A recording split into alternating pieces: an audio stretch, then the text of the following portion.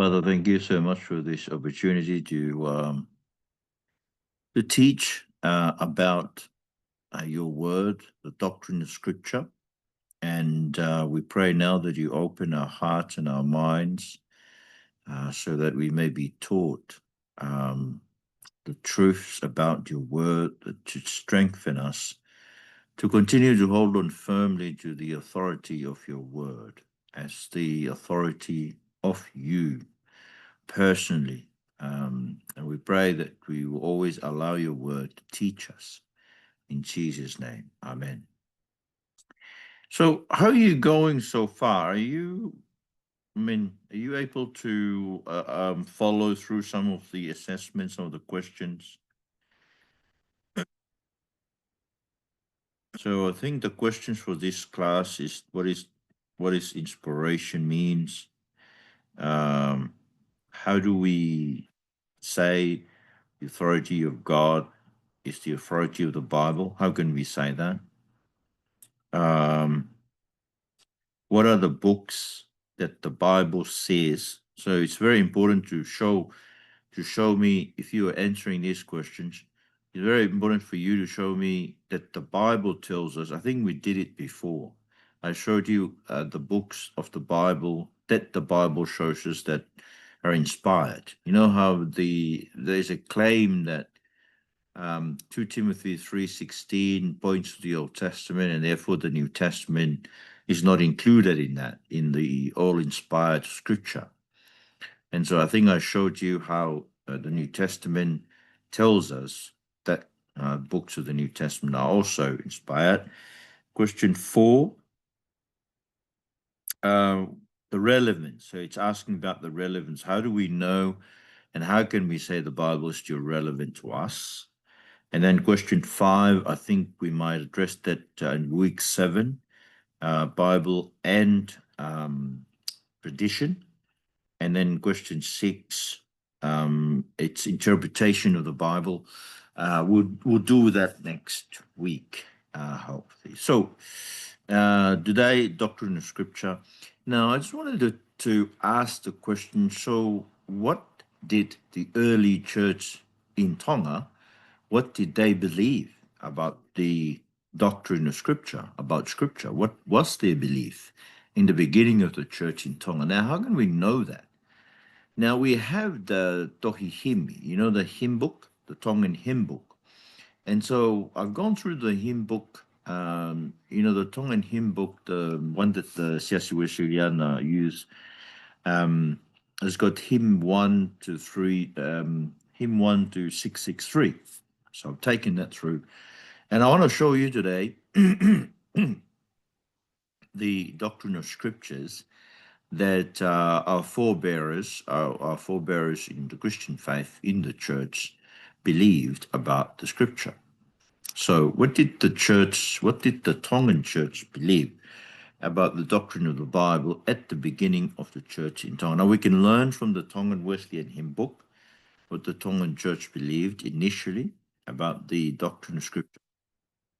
The hymn book can be divided into 2 parts. Part 1 is hymn 1 to 360. They were written by the early missionaries to Tonga. And then hymn 361 to 663 were written by Dr. Moulton, specifically for Tupou College at the time, but eventually when the church divided, remember there was a big division in the 1880s and there were great persecutions in Tonga. I think we might cover that in one of the subjects where we look at the history of mission in Tonga. We'll see that the church was persecuted even by the king. Now, through these hymns, we can know what the early church in Tonga believed concerning the Bible. And from the first part of the hymns number 1 to 360, we can see what the early missionaries wrote and believed about the Bible. And hymn composed by Dr. Moulton, according to his son, also named Egan Moulton, in this book called The Moulton of Tonga. I think this book, you can download it from the internet. If you look it up in the internet or Internet Archive, you can read this book in there, called Moulton of Tonga. And it was written by his son, who was also a teacher at DePaul College in the beginning of the 19th century. You may recall that historically Dr. Moulton returned to Sydney. Well, he was not. He was sent off from Tonga in 1887, and only returned to teaching at DePaul College in 1899, and then returned to Sydney in 1907, and died in 1909. There's a little bit of history about Dr. Moulton of Tonga. But during the persecution of the Tongan church in the 1880s, he wrote most of the hymns. It's very interesting if you were to look at the hymns and think about the background of the hymns where people who were persecuted for their faith. I mean, consider hymn Yava Makatu Tuke Ufanga. At the end, it talks about Ava Makatu Kauka Mohe Ihe Mate. And it's almost talking about the person who dies, and then he woke up and he's raptured. So he's talking about the rapture at the end of that hymn, Ava Magatu. So you think about, if this was sung by Christians, believers who were persecuted, that would be a great encouragement for them. They're going to die because they're persecuted. Some of them were sent off to some of the remote islands in Tonga and left there to die. And some were exiled to Fiji. I think that was the final group, was exiled to Fiji, but then they survived. Anyway, so what can we learn from the hymn book about the early Tongan believers' doctrine, their doctrine of Scripture? 20 things. I've got 20 points, right? Number one, it is the Lord, the Holy Spirit, who moved men to write the Bible. There's nothing new there, but the numbers here are the numbers of the hymn in the Tongan hymn book. But this is what they say. It's the Holy Spirit inspires our spirit. The Holy Spirit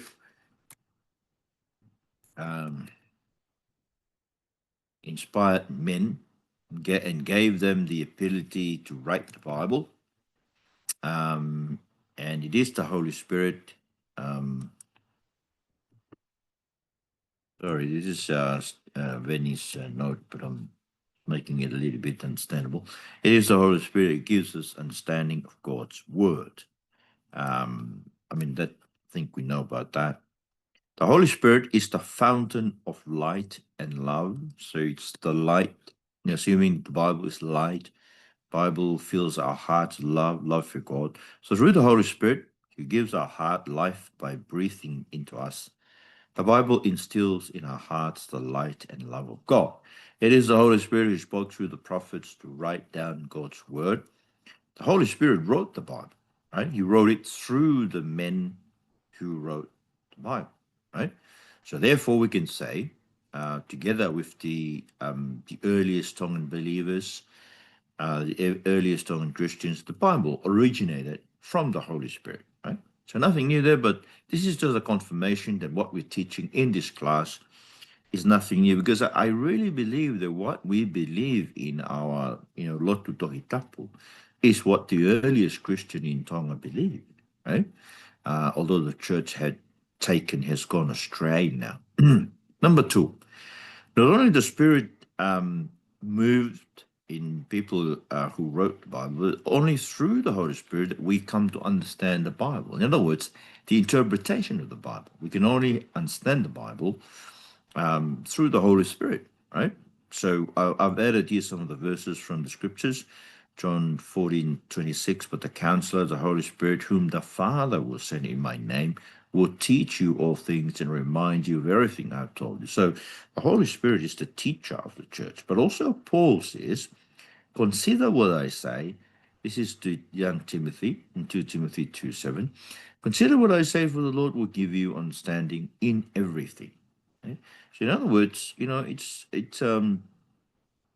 it is not too bad to study the Bible and prepare a sermon, not like the Pentecostals who just believe that, they don't have to prepare, they'll just stand up and the Holy Spirit will just throw things through to you and say, I think that's very, very unloving. Those Pentecostal preachers who believe that. But most Pentecostal preachers, they believe that. They don't prepare the sermons. They believe that you just get up in the morning, get on the pulpit, and something will be given to you. Now, it is the Holy Spirit who opens our hearts and gives it life so that we will have the right understanding of the Bible. The Holy Spirit also helps us to pay attention to the Bible, right? Pay attention to the Bible is in terms of reading the Bible and desiring to know the Bible. That's the Holy Spirit working in us. The meaning of the Bible can only be revealed by the Holy Spirit because, of course, he's the teacher of the church. And the Father opens our eyes to see the wonders of the Lord in the Bible. So we are to pray to the Father to give us the Holy Spirit. It gives us the meaning of the Bible. You know? But then we are to search the things of the Bible with trembling. I think this is from the hymn. God gives us his light that shines brightly so that our darkness will be taken away. So it is our inner darkness that prevents us from understanding the Bible. So in other words, when we read the Bible, God gives us his light to shine brightly, pushes away our darkness so we can understand, right, the Bible. The Holy Spirit opens our ears to hear the Bible so we may know God's faithfulness and believe in him. We come to know Jesus through the Bible, the face of God, and thereby turn from the things of this world. So through the Bible, we can access Jesus, who is the face of God, and thereby turn from the things of this world. So the assumption here is that the more you know the Bible and trust the Bible, the more the things of this world appear to pale into insignificance. Okay? So the Holy Spirit,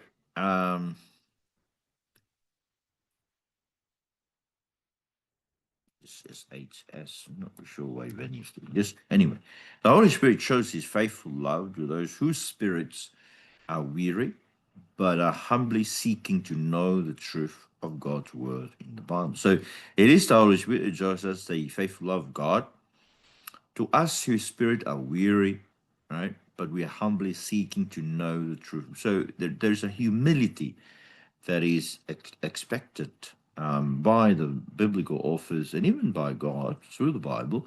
And we come to the Bible, we approach the Bible with humility, and God will show us his faithful love. Number three, not only the Holy Spirit moved men to write the Bible, the Holy Spirit, through the Holy Spirit, we come to know the Bible and understand it, but also the Holy Spirit gives our dead hearts life so that we may walk in the light of the Bible. In other words, the Bible is able to transform our lives just by reading the Bible. Okay? There's a Mormon man who came to me, wrote to me from New Zealand, and he told me that. He told me he's been reading the Book of Mormon for 50 years, and nothing changed in his life. But now because he heard my program and encouraging people to read 4 chapters a day of the Bible and started reading the Bible, and now his life has changed. Surprisingly to him, but not surprisingly, it shouldn't surprise us, because the more you read the Bible, your life may be changed. The good thing about the Bible now is that you can, if you can't read, you can listen to it. You can just play, even the reading, the McChain reading, you can just play it every morning. When I take my son Albert to school, he plays his McChain reading on the car. We listen to it as we take him to school. So it is the Holy Spirit that transforms us. He reveals to us Jesus in the Bible. So the Holy Spirit makes us believe with our hearts so that we will have life. Right? And by God's love, we are moved by the Holy Spirit, and our sins are removed so that our hearts are made right and cleansed. Number 4, it is through the Bible that we are rebuked by God when we stray into sinfulness. So in other words, when you go astray, you come back to the Bible and read the Bible, God through the Bible rebuked us, right?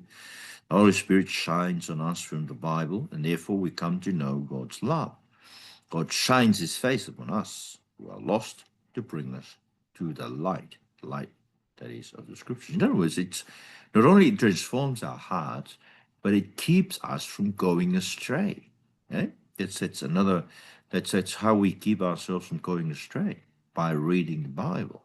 Because I believe that when people start losing their desire to read the Bible and to meditate on the Bible daily, that's when they're starting to go astray. Number 5, the Bible is the sword of the Holy Spirit. But I think we all know this from Ephesians 6. It convicts our hearts of our sins, turning us to believe in Jesus. So in other words, Ephesians 6:17, take the helmet of salvation and the sword of the Spirit, is the word of God. Hebrews 4:12, the word of God is living and effective and sharper than any double sword. Hosea 6:5, this is why I've used the prophets to cut them down. I kill them with the words of my mouth. See, the word of God through the Bible is very powerful. Eh? Convicts our hearts of our sins, turning us to believe in Jesus. So this is what happens every time we read the Bible. We read the Bible in order to convict ourselves, our sins, to turn to God and to trust in Him. So through the Bible, we give Him wisdom and truth by which we're saved. Number 6, the Bible is God's light. It always shines like the sun. Well, that reminds us of Psalm 119, verse 105. Your word is a lamp for my feet and light on my path. It is, of course, the light to our spirit. Bible gives us the knowledge of God's will, which enlightens us and shows us how to live and how to make decisions in life. So we study the Bible to know our God. Number 7, the Bible is true. There are no mistakes in God's words. In other words, it's inerrant, or the inerrancy of Scripture. So Psalm 18:30, God, His way is perfect. The word of the Lord is pure.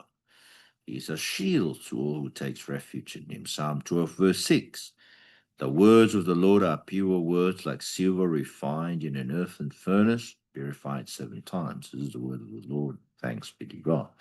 So not only the Bible is originated from the Holy Spirit, I think we saw that in point 1, but also it is inerrant, right? It's inerrant, it's infallible. It's written down by men who had the wisdom of God. The Bible's God's light always shines. It's the rock of God that eternally exists. Everything depends on God's words in the church and in the. But anyway, it is inerrant, right? So those 7 concepts or ideas about the doctrine of Scripture came from hymns number 1 to 360. Now we continue on with the hymns of Moulton, hymn 361 to hymn 663. And number 8, the Word of God, according to Moulton, is Jesus. That's hymn number 366. Jesus is the Word of God. You know how we say that the Scripture is the word of God. Jesus is also the Word of God. Now, Jesus and Scripture, they're similar in nature, right? In what way? Well, Jesus is both fully human and fully God. The Scripture is also fully human because it was written by human authors, but also fully God because God is the author, right? Those human authors, they got what they wrote from God. So the Word of God is Jesus, Scripture is Jesus, they bear the same nature. Number 9, the Bible is the missionary that turned the rulers of Tonga to God. That's hymn 391. You may probably heard of this hymn. Waki Fonua Tui Oseni, that's the hymn, right? And I think it's verse 2 that says, Na tu ke lotu pe hau kau whai whekau. So the lotu came to Tonga, the missionaries came to Tonga, but then they heard the Scripture, and the Scripture turned them, right? And that reminds me of Colossians 1:6, where it says that the gospel came to Colossae, but it also, I mean, it came through Epaphras. Epaphras was the guy who started the church, established the church in Colossae, because he went to Ephesus. Ephesus is the main city, and he heard Paul, because Paul was in Ephesus for 3 years and ministered. That's the longest, it's the place where he spent most of his time, in Ephesus, 3 years.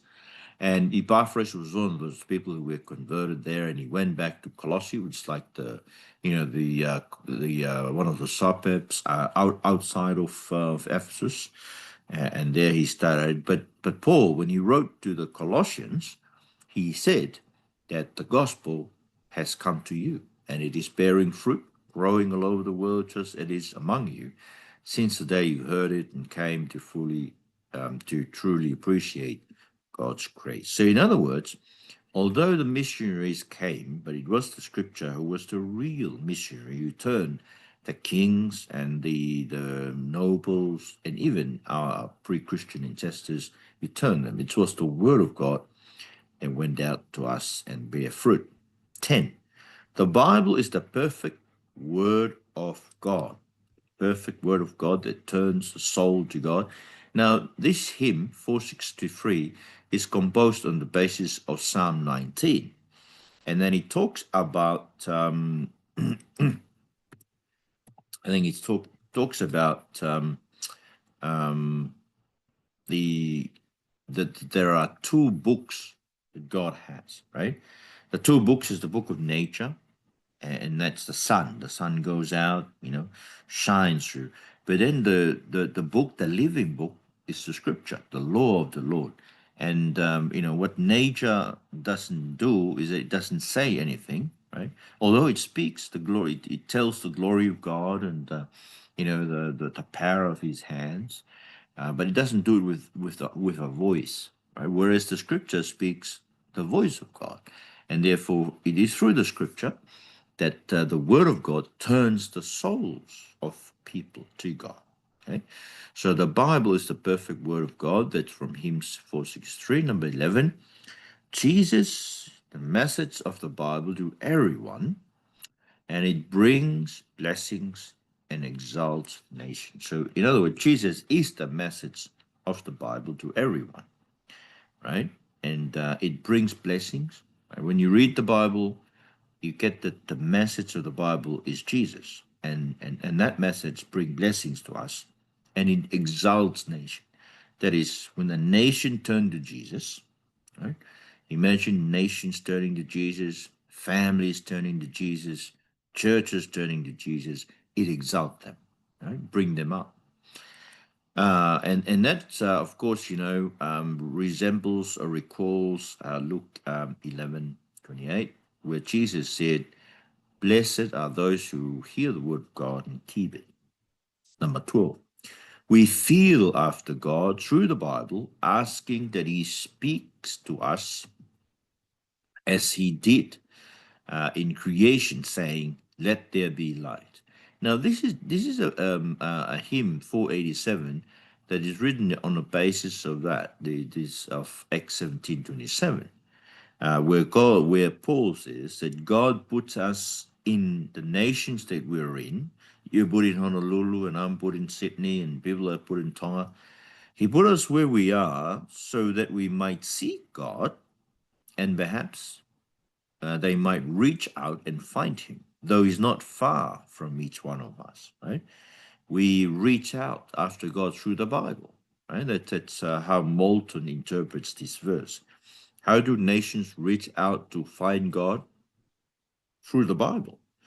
And Moulton expands it to say, well, we reach out to God because we want God to speak into our hearts and say the very first word of creation, "Let there be light," so that without God's light, we would never find God. See, we don't find God by seeking Him. We find God because when we seek Him, He reveals Himself to us. We only find God through revelation.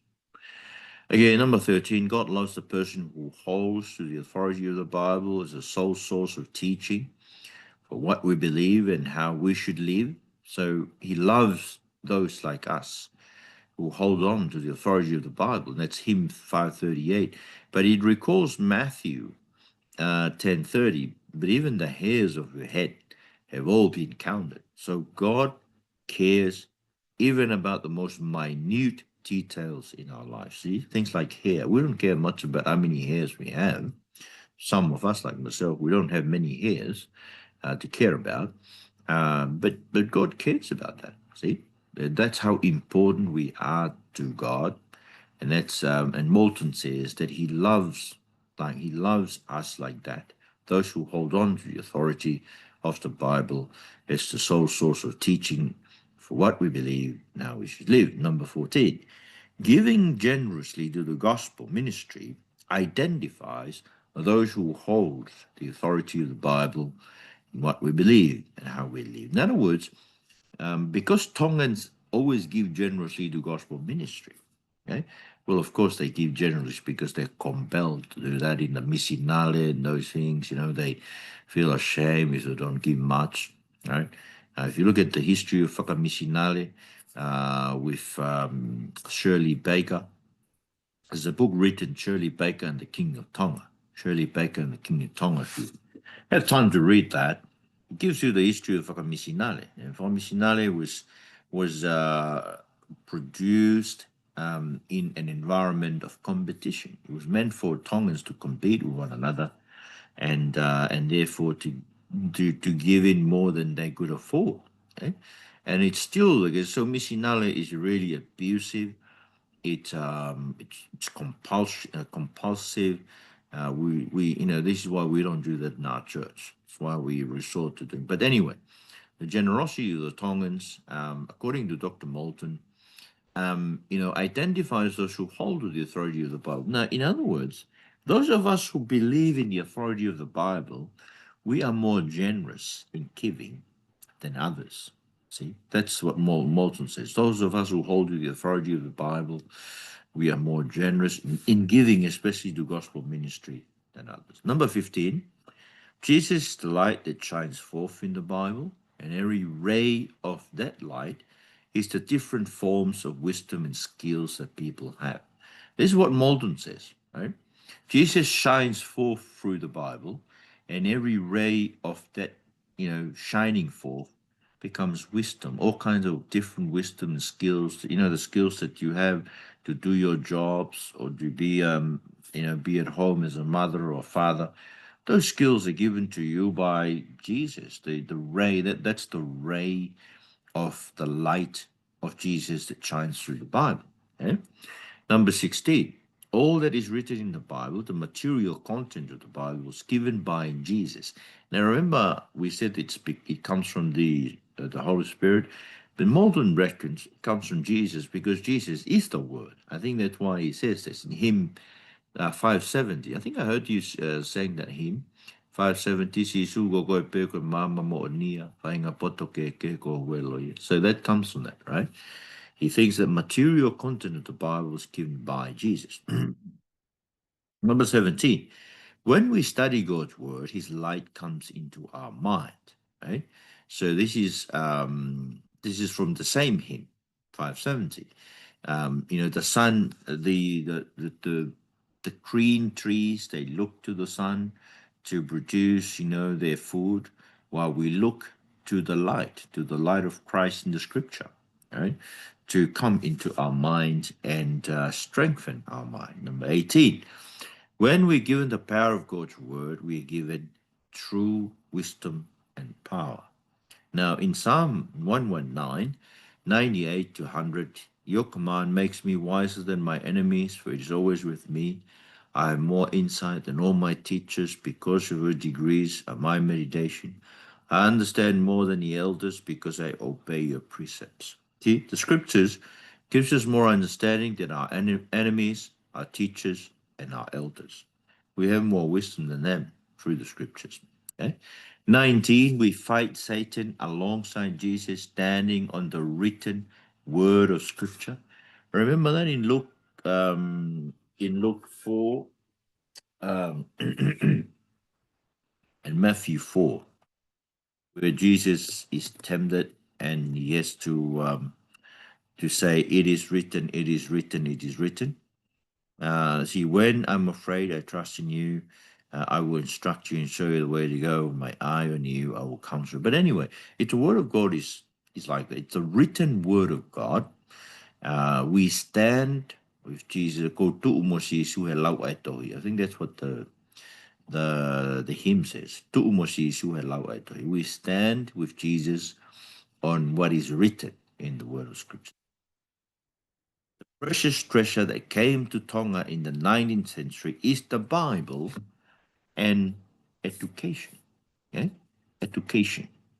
I think that's hymn nimini maua tu your time mo eternity. it tells us that education gives us the wisdom to be able to read the Bible. And why was that? Because King George the First said, "My people are destroyed because of the lack of knowledge of the Bible." And he said, what made England different from Tonga, according to King George the First, was that they had the Bible and we did not. See, this was then I think this is a speech or sermon that he made in 1853, I believe, I remember. And he said that. He held up the Bible and he said, this book is what differentiates Tongans and England. Because, England was the place from which the missionaries came. Now it's very sad. England has lost it, right? It's gone apostate. In the Anglican Church in England, it's very difficult now to maintain it because it's gone astray, picks up all kinds of non-biblical teaching like homosexuality and same-sex and that sort of thing. They've gone astray. They need to be,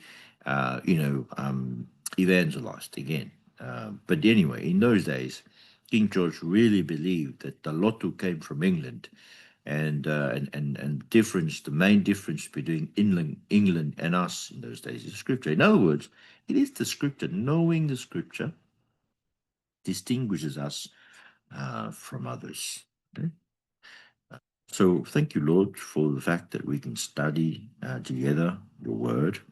And I pray, Lord, that as we had gone through this, it will help us also to live in accordance with your word, but also it will strengthen our belief in the scriptures, the scriptures alone, as the source of teaching for what we believe and how to live in Jesus' name. Amen.